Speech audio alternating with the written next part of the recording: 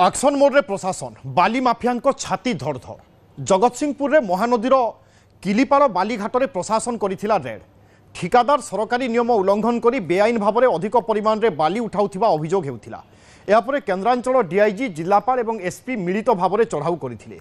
एही समय 50 रु अधिक हाइवा जबत होइथिबा बेले 6 ड्राइवर होइछंती गिरफ। बाली माफिया आडास्थली को उच्छेद करिछि प्रशासन।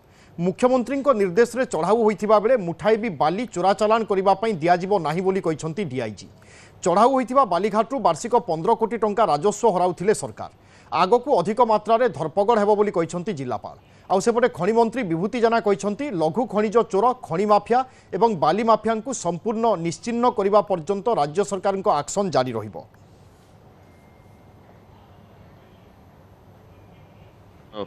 ऑपरेशन बालू वज्र जो कराई थला yesterday night with the leadership of collector Jagatsinghpur and SP Jagatsinghpur and their team and राति रे जो चढ़ाऊ कराई थला इलीगल सैंड माइनिंग पई जगतसिंहपुर रो जो सेंसिटिव अछि environmentally sensitive areas particularly Balipatna area रे जोटा कि महानदी रिवर बेड पाखे अछि दैट एरिया रे देखा गला इलीगली सैंड माइनिंग होउछि and in the process of raid जो मल्टी टीम रेड थिला सेटा special task force kind of things in presence of senior officers of the district including collector and SPs red कराला परे we found there are more than 50 Hyva.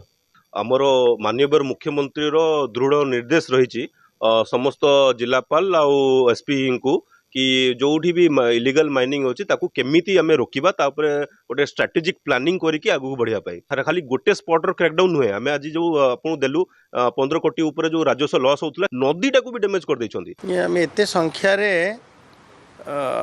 लघु खनिज चोर माने mafia पुणी असामाजिक तत्व एमती बढ़ी जाइथिले ताकू संपूर्ण निश्चिन्न करबा टे कष्ट होछि एवं निश्चित भाव ये पूर्णछेद पड़ो आम जो भाव कड़ाकड़ी भाव लागू करूँ गोटे पटे चोरा बाली रे व्यवहृत होता गाड़ी की जबत करवा अन्य पटे आसामी मान विरुद्ध रे एफआईआर हवा ये दुईटी कथा समांतराल भाव चलता लगी मु आशा करुच्ची निश्चित भाव ये कथार निश्चित पूर्णछेद पड़ो। अमेरिका छाड़ी ओडिशा आसीथिबा सेजल कौन सतरे